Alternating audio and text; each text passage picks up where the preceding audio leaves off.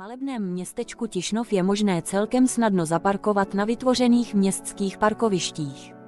I při použití místního autobusu dojedete kousek od centra města.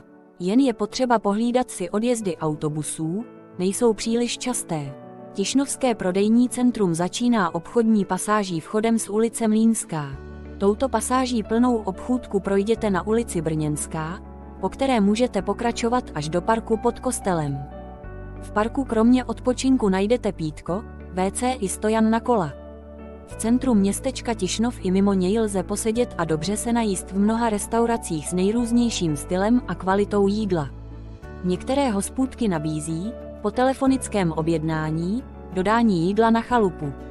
Hlouběji zdejší oblast můžete poznat v rámci výstavních expozic v muzeích nebo v rámci exkurzi v provozech.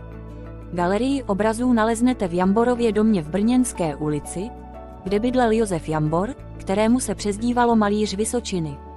V barokním Millerově domě nabízí stálou expozici Muzeum města Tišnova.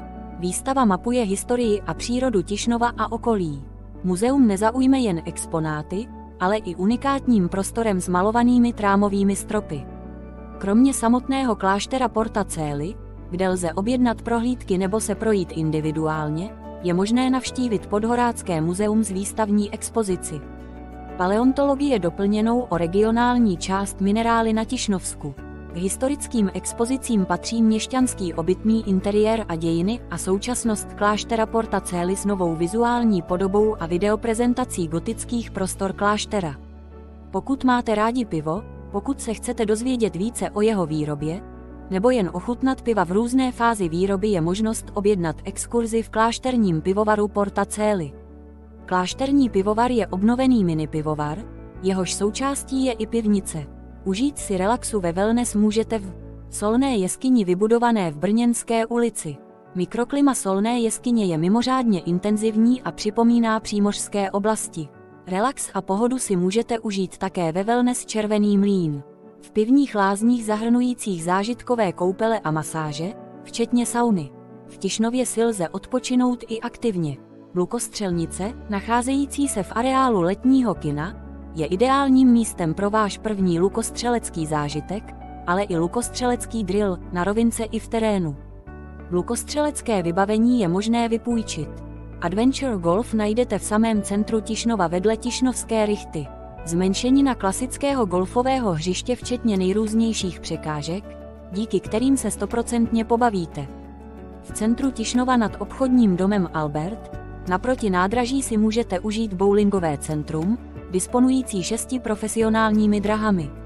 2 dráhy jsou opatřeny dětskými mantinely, takže i děti se pobaví. V horké dny se lze ochladit na Tišnovském koupališti v bazénu 50x20 metrů. Z vyhlídek si můžete prohlédnout nejen město Tišnov. Na vyhlídku lze zajít do městského parku nebo na Vohnoutovu vyhlídku. Krásný výhled je z rozhledny Klucanina, kam z centra Tišnova vede naučná stezka Hrdelní právo Tišnov. K dalším výhledům a zajímavostem dovede naučná stezka Květnice. Samotné centrum městečka Tišnov se středověkými budovami, úzkými uličkami a dalšími památkami stojí za procházku. Nejen z filmů je známá Rýgrova ulice a Tišnovské vily.